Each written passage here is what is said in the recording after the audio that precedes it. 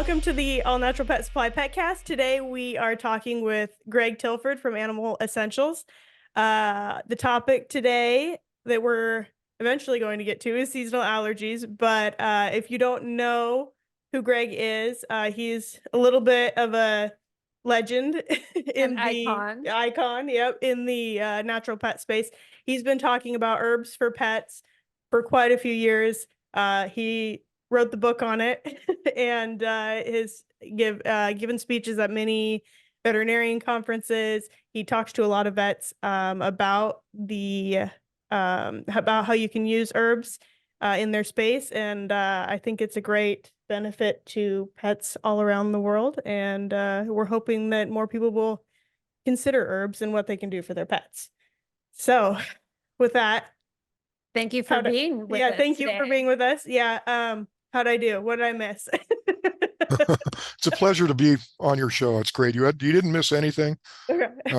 You're great. Everything's great. I love your set. Thank you. Yeah, Austin gets all the credit for that. But so actually, the little row of tinctures we have here, I thought it was kind of fun. We changed the time that we were going to do this up a little bit. And I was wondering if I was going to have enough time to run to the store to get some products to lay out. And I actually pulled all of these out of my personal pantry. Oh, that's perfect. I didn't even think about that because I have those too. Yeah. I just ran to the garden store and actually got herbs. And I have the powder version of Perfect. seasonal allergy. Oh, it's backwards. Yeah. So how did you land in this space? Well, first herbs and then pets. How did you get there? Oh my goodness. Well, everybody asks me all the time. I lecture all over the world, and people ask me, where did you start as an herbalist? And I think back, and I guess it was when I was crawling around. I always tell everybody this, and it's true.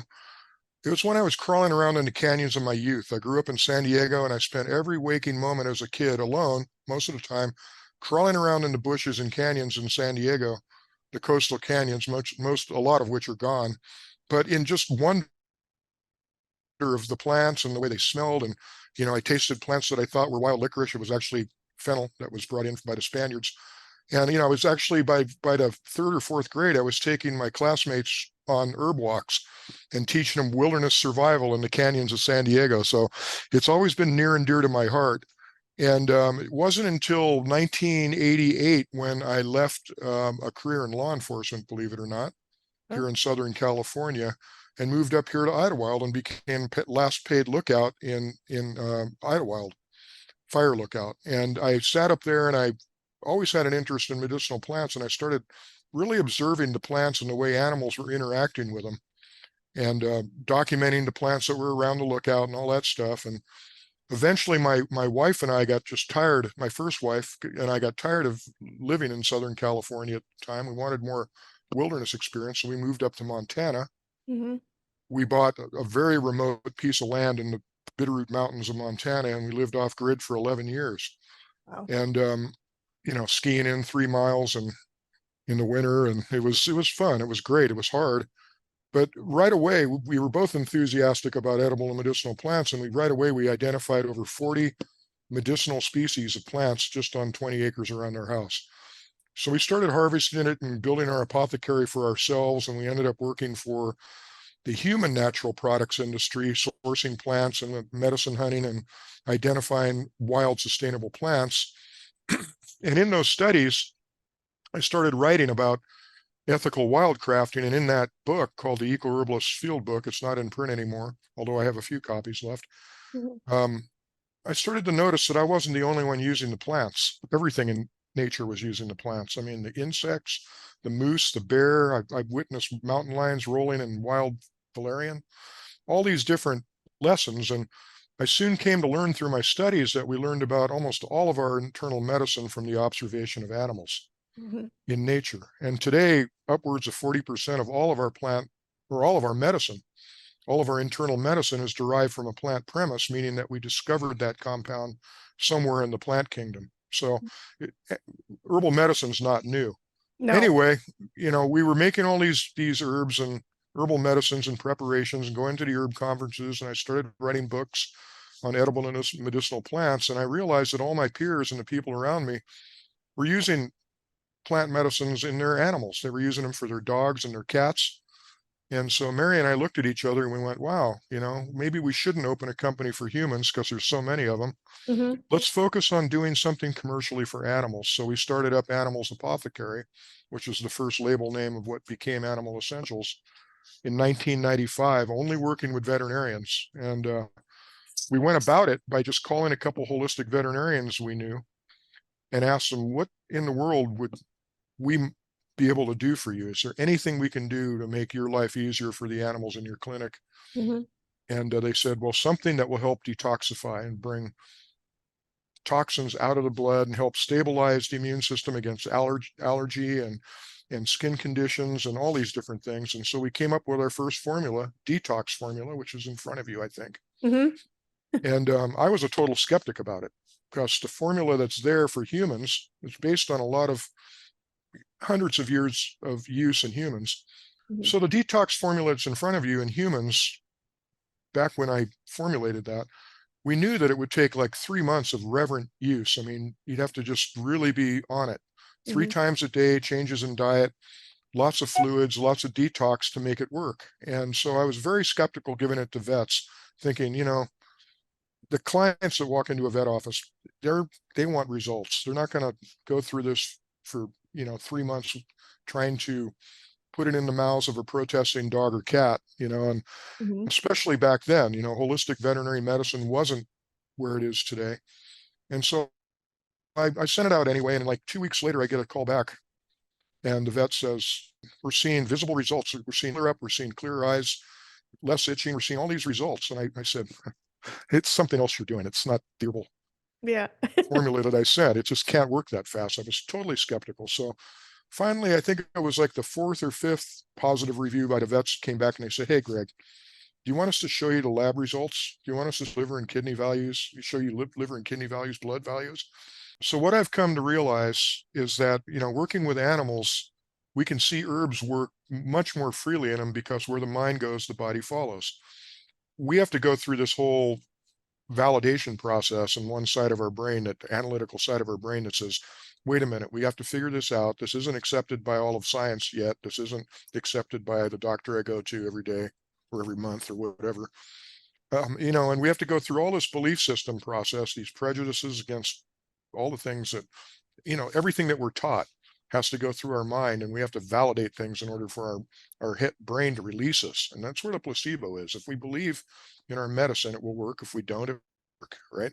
Mm-hmm. Animals don't have that baggage. It either works or it doesn't. When you see burdock root go into the mouth of a dog and you see a direct result in the form of skin conditions clearing up, which burdock root's been used in skin conditions for like 1,000 years in humans, then you have to think about, wow, what do we have to learn about ourselves here? Because they're using this medicine way more freely than we are. It's working a lot faster. And I've been seeing that across the board. And since then, we've worked with about 600 veterinarians as formula. I've worked with hundreds of them, 600 of them around the world as a formulator and a supplier and an advisor. And I get the same results. It's working way better in animals than it is in people. Not that it isn't working well in people, but it's just been, as an herbalist, it's been wonderful to see plants work the way that nature intended them to work. And what we're working with these plants, with plant medicines, is we're just stepping into the system of healing that's been here forever. Mm-hmm. Every animal on earth, every creature on earth utilizes plants as their primary form of medicine. And in herbal medicine for animals, all I'm doing is giving back their choice of medicine. Mm-hmm. I'm providing back what they taught us about our internal medicine, and I'm utilizing their form of medicine for them that their bodies are equipped and adept to. And it's even more pronounced in herbivores, obviously, because they metabolize plants so well. But it's just been an amazing experience. And now we're, Animal Essentials is distributed in 7 countries. And I have the pleasure and the honor of speaking all over the world to universities and vet schools as far away as Japan.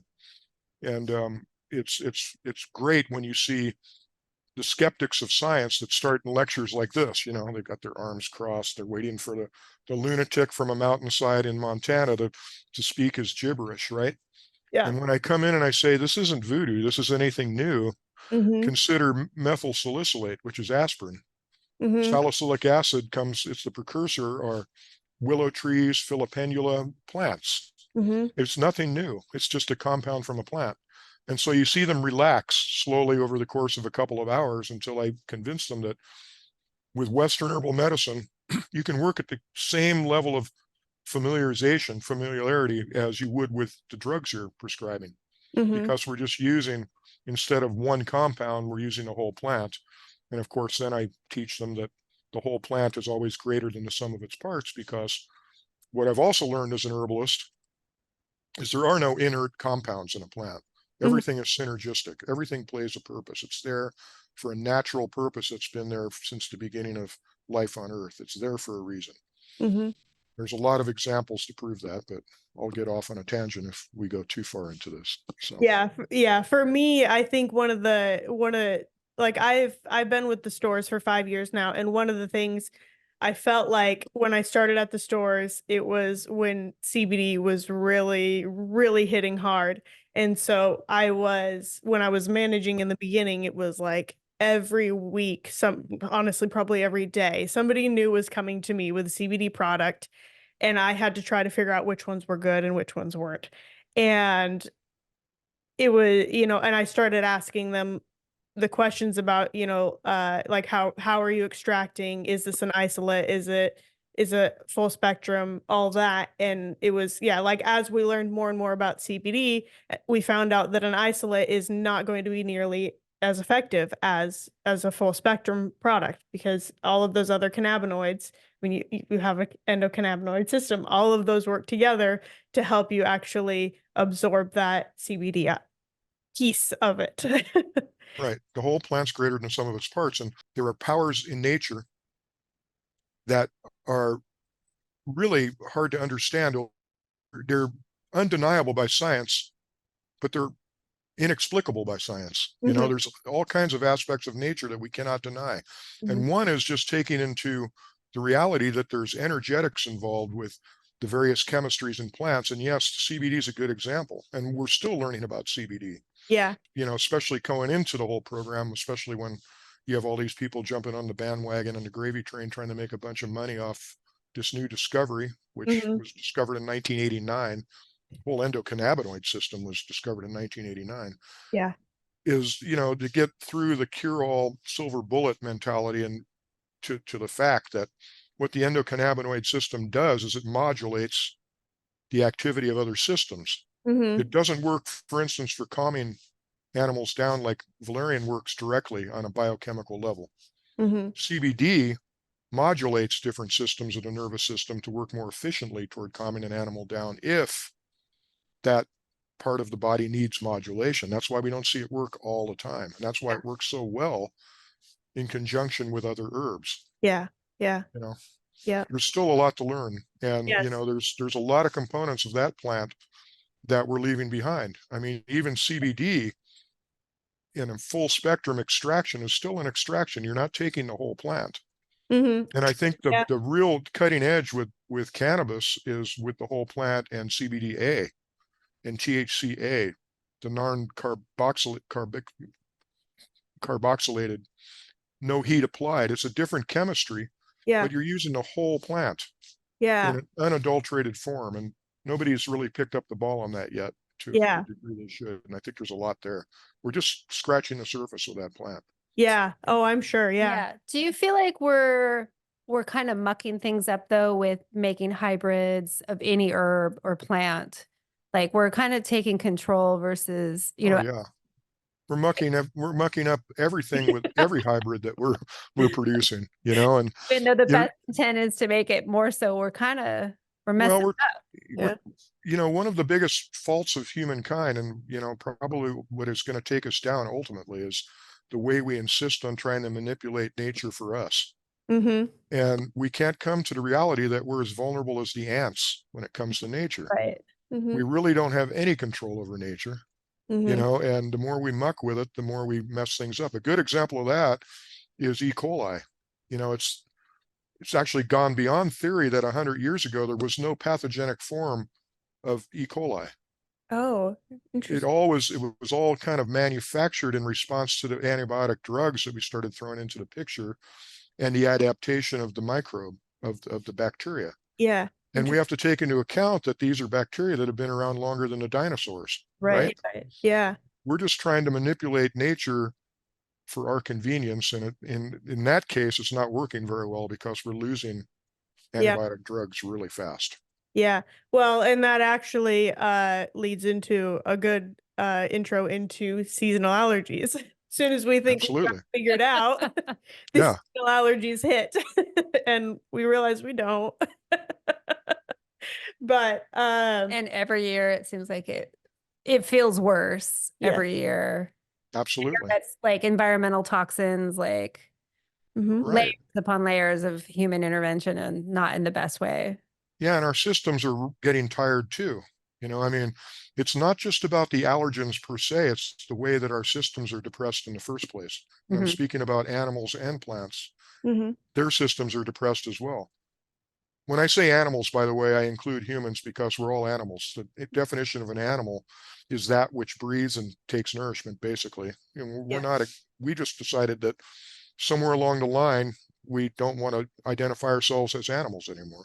Yeah. Complete disconnect, right? Yeah. Right. So we disconnect. But the point is that the allergies are getting worse, not just because the allergens are becoming more abundant, and it's because the system is breaking down, Mhm.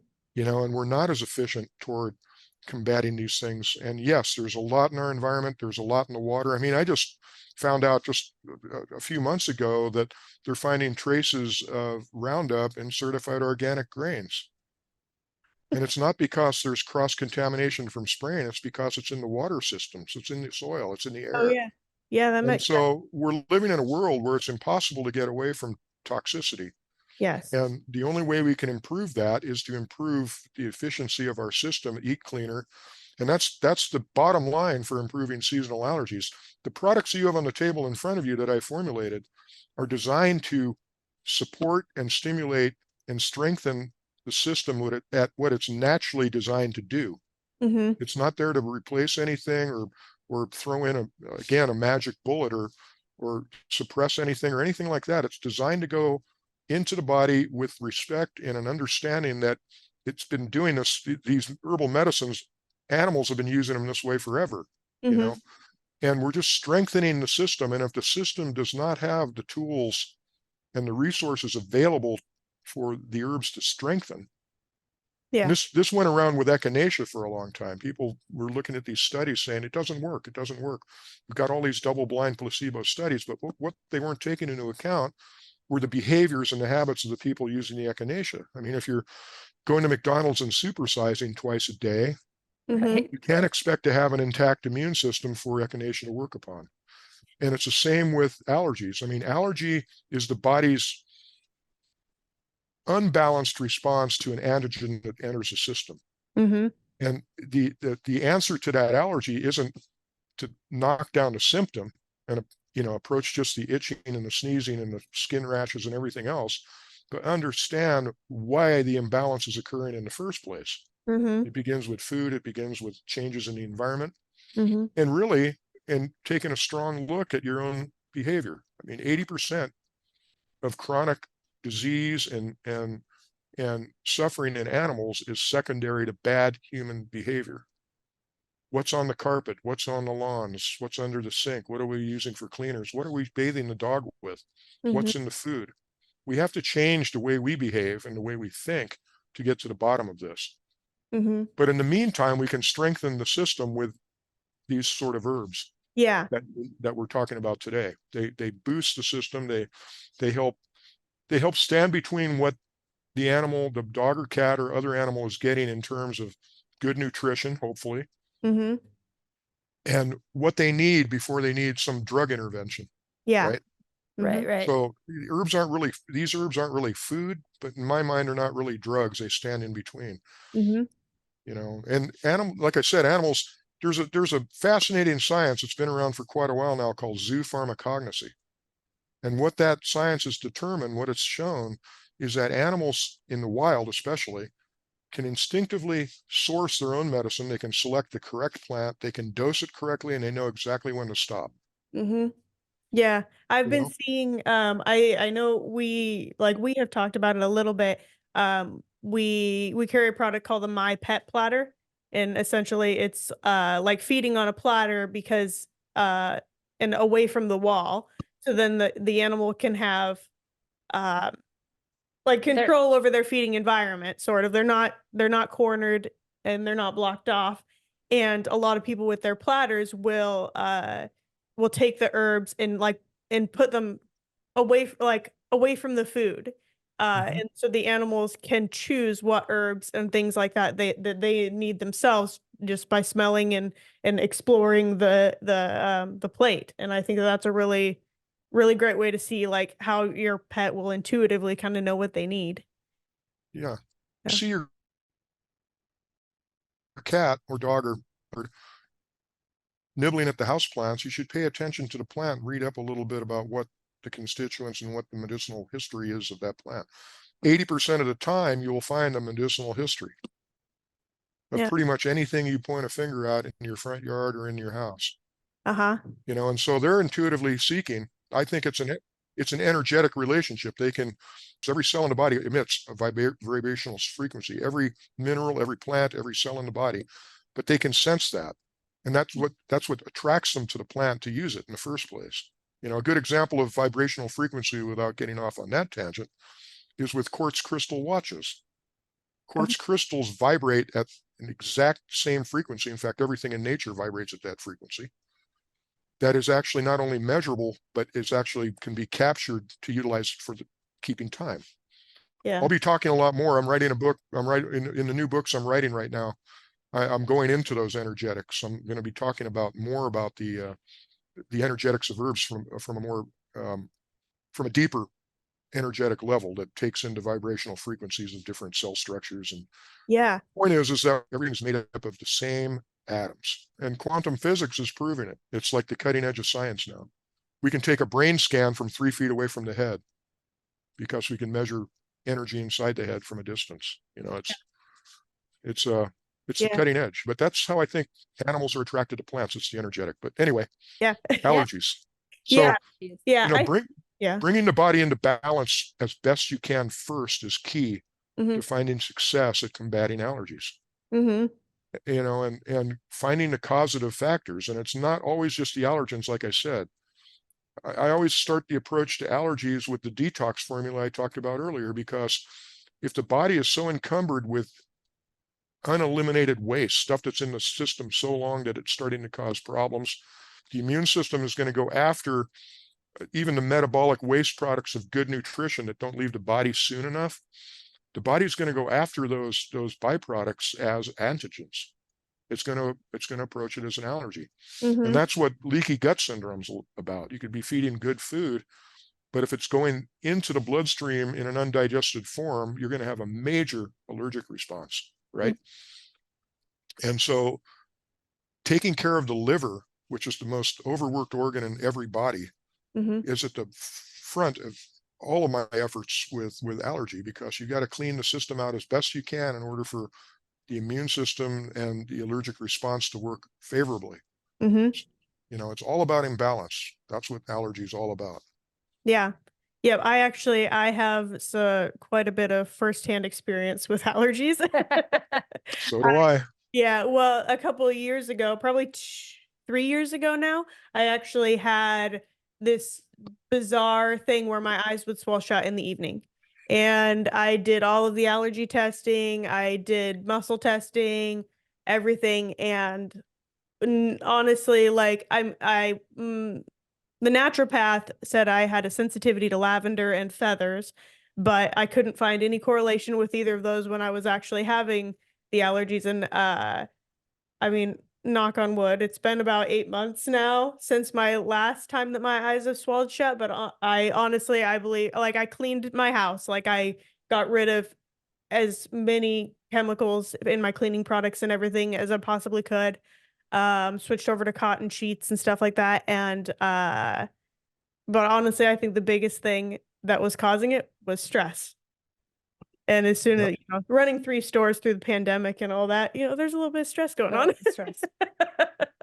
And But that's true too. And that really applies to animals, because stress and a stressful environment Mhm. Bad human behavior again. If people are screaming at each other, the kids are yelling all the time, you're watching nothing but blow 'em up shows on TV and stuff like that. There's stress in the environment, right? Yeah.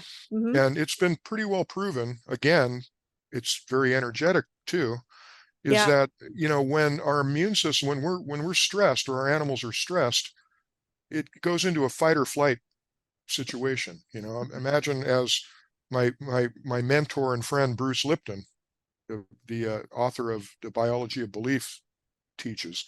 He said, when you're chased by a saber-toothed tiger, the immune system is shut down in Mhm. favor of putting blood into the extremities and to get away from that tiger. And we live in a society, and our animals live in an environment now where we're partially shut down all the time. Therefore, our immune system's partially shut down all the time. Yeah.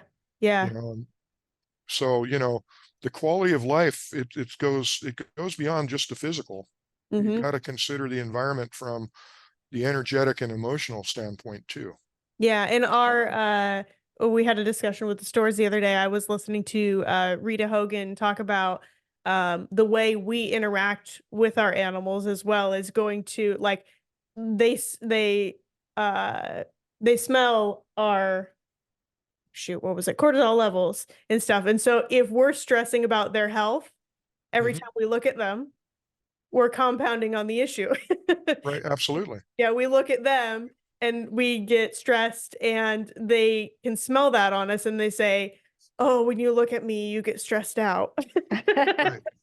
So the herbs that you use in your seasonal allergy stuff, what how did you end up picking those for that product? Well, for a long time I was using, and I recognized the effectiveness of nettle, stinging Mhm. nettle, believe it or not, Mhm. Urtica dioica.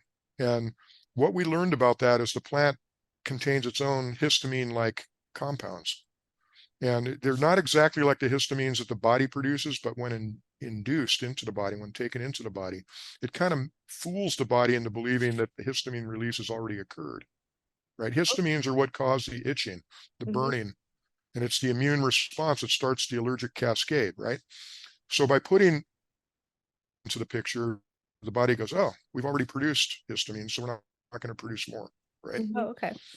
And for years and years, the herbalists around me were using it, and I was using it too. It works really well for seasonal allergies, especially if you start using it in advance. If you can anticipate when the pollen counts are going to be high where you live, or the typical allergens in that's the best time to start using the seasonal allergy formula or nettle.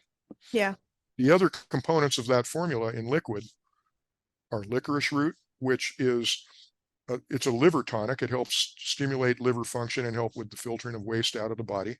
Mhm. And it's also an probably in my opinion, it's nature's best accessible form of anti-inflammatory systemically. I mean, it's got a lot of phytosterols, also known as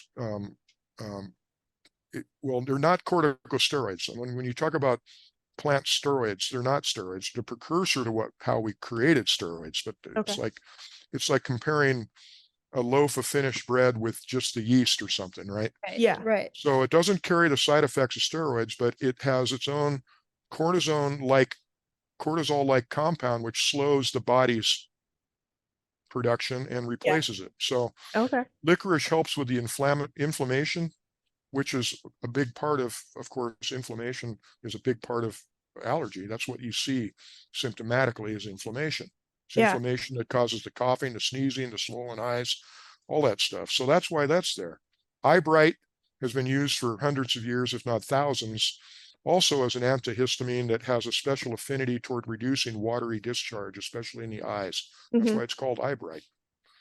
In the new powder formula on burdock root, which has been used historically for a long time to clear skin conditions. And again, it works really slowly and almost benignly at liver levels. It's very safe. You can feed it to your dog all day without any side effect. But it's a good long-term tonic against skin allergies for that reason. Now, in the new powder formula that is out, and I don't know if you've seen this yet, A but little bit, yeah, we will have it in the store. yeah, the reason I put this in the powder is because I added quercetin to the formula. And quercetin is a compound that has very strong antioxidant properties, but also good antihistamine properties. It's been used against allergies successfully for a long time. And the reason it's in powder is it's just not soluble in water. Oh, okay. So it's not soluble into a liquid unless you put a lot of alcohol into it or another heavy solvent, which dogs and cats don't like. And I'll tell you, the results I've seen with my own dog from this product is amazing. I was predictable. It's one of those no-brainers for me that we had quercetin to it. You know, it's gonna do some really good things, and it does.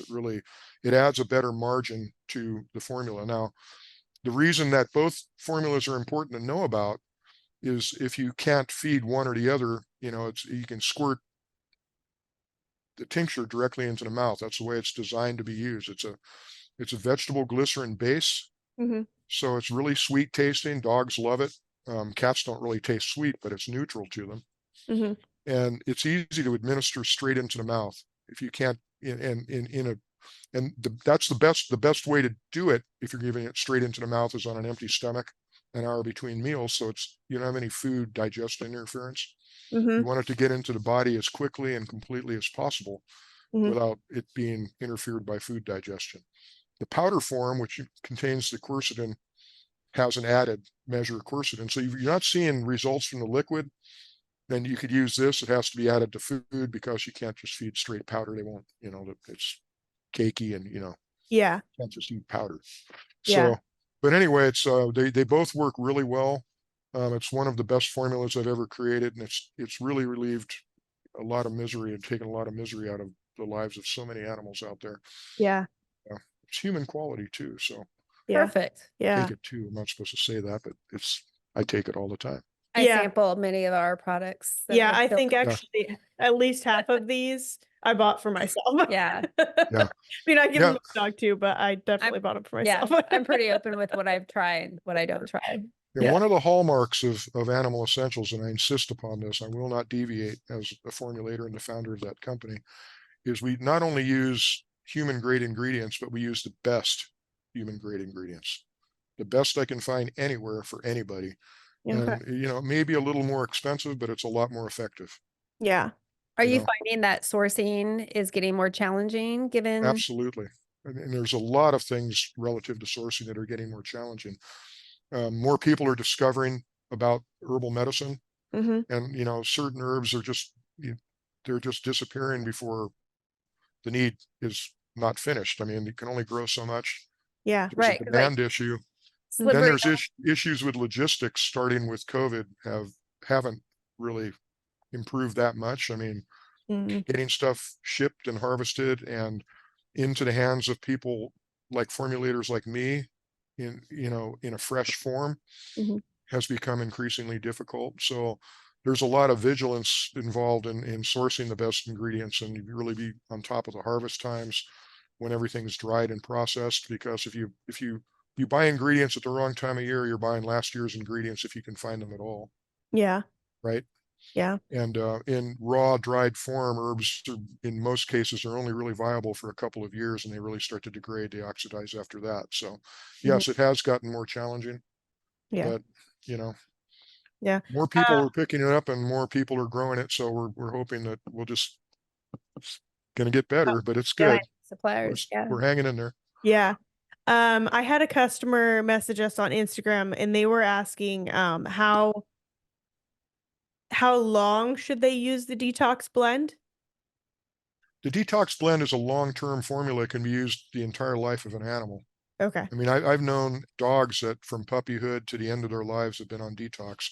Okay. I do recommend with all of these, they're all tonic formulas, okay? And pretty much everything that I produce is designed, again, to support the body and what it's naturally designed to do. It's not heroic like an herbal laxative, for instance, like Senna.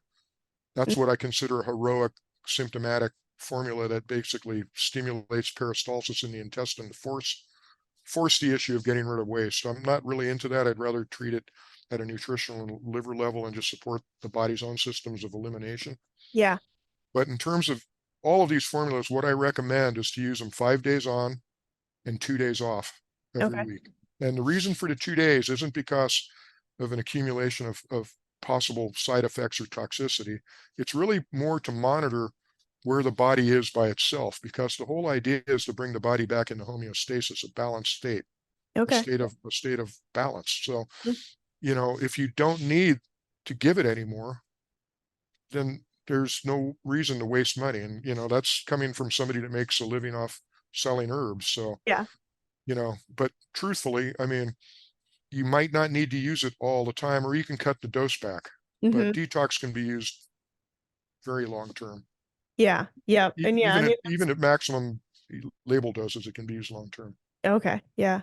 Yeah. And I mean, that's the goal, is that we want, like with any of the supplements. I mean, obviously there's things like glucosamine and whatever that you want to be on long term, but most of these other supplements, you're not like, we're not big pharma. We're not trying to get them hooked on the drugs for the rest of their life. Oh my God. We want to try to, you know, yeah, We're- make a better body. We're not putting a Band-Aid on. We want to Yeah. heal. Yeah. Exactly. Or- We're looking for a curative result, and Right. that's about bringing the body back into balance. Yeah.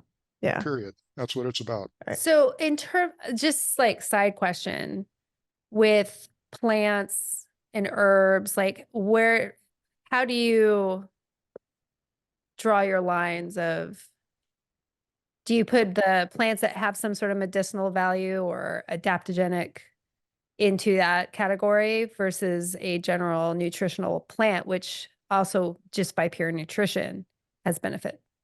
Right. And there's a lot of level. Yes. I mean, there are herbs, for instance, like echinacea or eyebright, Hmm. or even licorice root, that really aren't nutritional. You're frozen again. Yeah, Yeah. you froze too. I was like, wait, I want to know what he's saying. You were talking about dandelions, weren't you? Okay. That was an hour ago. No, just kidding. Oh, No, dandelions, a perfect superfood, but it's also, you know, it's probably brought over on the Mayflower as a cure-all medicine too. It's been used for everything from skin conditions and as a diuretic. I mean, old England, it was known as piss in bed, or because if you drank too much of the leaf tea before bed, you didn't get out in time, Oh. right? That I But it's didn't. been used for everything from cancer to nutrition. It was brought over as a forage and a fodder crop. People eat it as a bitter. You can still buy it in store, you know, to put into salads. So it's kind of both. But there are herbs out there that are really stand between food and hardcore medicine, and we see animals utilize them all the time. Like, I've watched elk, I've watched deer, I've watched bears, I've watched mountain lions start nibbling on things they normally would not eat, just a little bit, Hmm. until they go to their normal forage. You know, like things like knapweed, nasty, fibrous, bitter, strong alkaloids that really aren't good for the liver if you ate too much of it, but it is a digestive tonic. It stimulates digestion by stimulating enzyme release and salivation in the mouth before they eat something else. So it kickstarts nutrition before you actually even eat. And about nutrition too, and this is where herbs fill in another gap, is when I was growing up, I grew up with, you know, the food pyramid, food groups, you know. I don't Right. remember the 6 basic food groups, but now with preservatives and everything else, we're up to like 32 food groups. I don't know. Right. But the point is there's more to nutrition than just supplying food values to the body. Those food values have to be utilized by the body. Hmm. They have to be eliminated by the body, right? And that's all part of nutrition from a holistic standpoint. Hmm. And it's really important to realize, especially when you're shopping for food and for a carnivore, to realize that even though the label says that it might be 32% or 50% or whatever protein, not all of the protein in that kibble or whatever you're feeding is necessarily available to Hmm. the body of the animal that's receiving it. And even the best foods, some individuals metabolize things at rates other than their sister dog, Yeah. right? Yeah. So every individual is different with different nutritional needs. And it's really about honing in and understanding and watching and paying attention to the little nuances in your pet to understand what their real nutritional needs are, because there's no stasis in Mm-mm. nutrition like we were raised to believe. It changes all the time. It changes every day Hmm. according to exercise levels, hormone fluctuations, illness, all kinds of things change our nutritional requirements. Hmm. Same with animals. Yeah. And the availability of those nutritional elements is another question that has to be answered. And that's where herbs step in, because they can improve the bioavailability of various nutrients. Yeah. Yeah. Oh, and so the oh shoot, I'm gonna forget the name. Your probiotic blend. Plant enzyme and probiotic. Plant enzyme Yes. probiotic. Right. Yeah. Yeah, and that's a great place for that to step in, because it's for what you're consuming, that those enzymes will help sort of start to pre-digest before the digestion of the animal kicks Right. in, kind of thing. Exactly. What digestive enzymes do, first of all, it basically does the work for a lot of the microflora in the gut for them. Hmm. Probiotics work by basically breaking down and producing the enzymes that are in a bottle of enzymes. That's how we do it. They're made from basically culturing various bacteria and then removing the enzymes they produce into a free form. So Okay.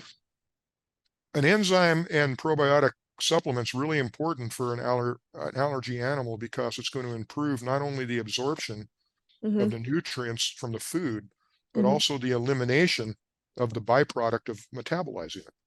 It just makes everything easier for the body to do. And remember what I said earlier, if there's stuff being left behind because metabolism is slow or the liver is deficient, then you're going to be compounding the allergy picture exponentially. You're going to be creating a whole new allergy picture, really, Hmm. because the body isn't going to be able to respond appropriately when it's trying to clean itself out, especially if it can't.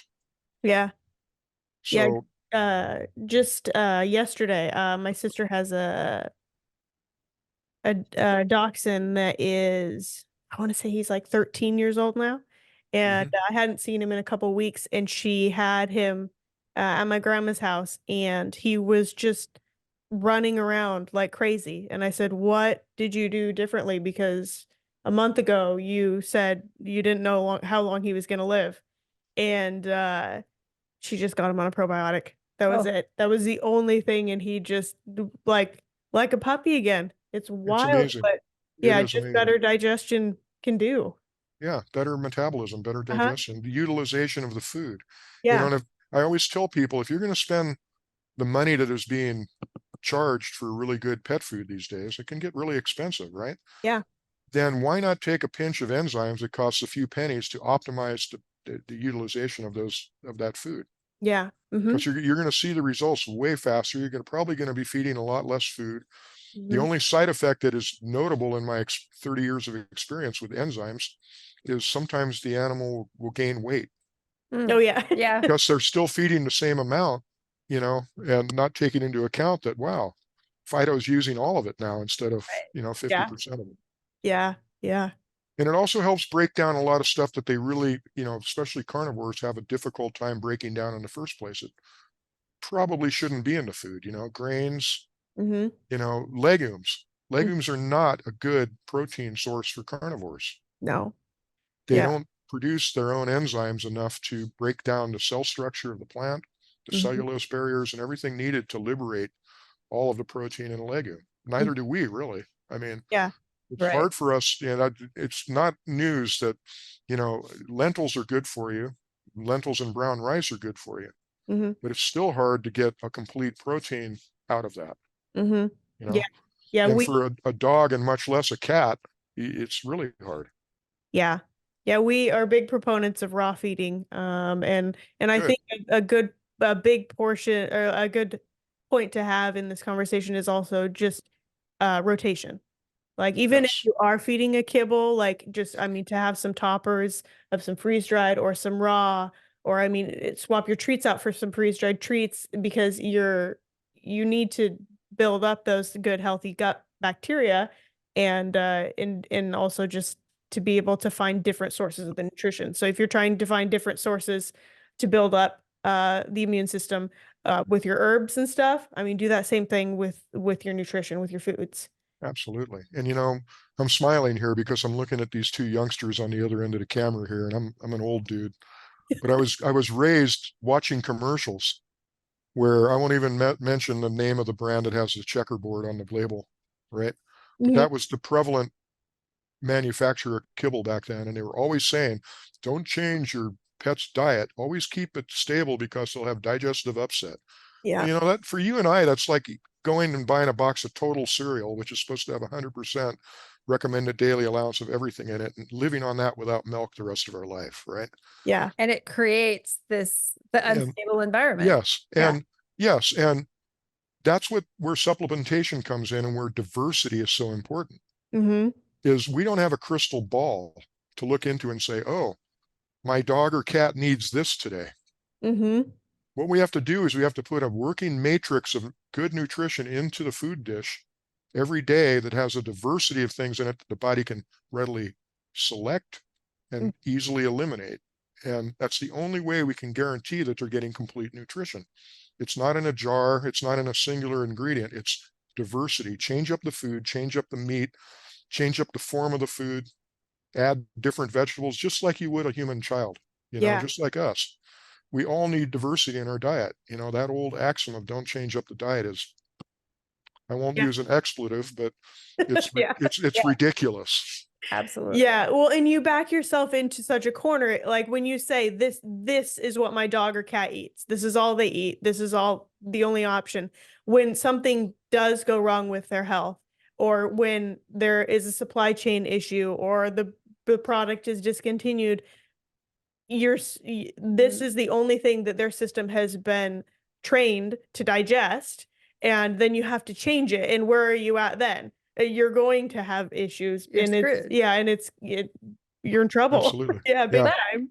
Yeah. Then they come into the store and we're like, well, here's some plant probiotic and digestive enzymes that will help during this transition. Yeah. And now let's talk about some other ways to prevent this in the future. Yeah, but that's a long, hard road, though. It is a You long, just- hard work, Yeah. but it really does help sell your products because Yeah. it does step in and help the dog or the cat. Yeah. Yeah.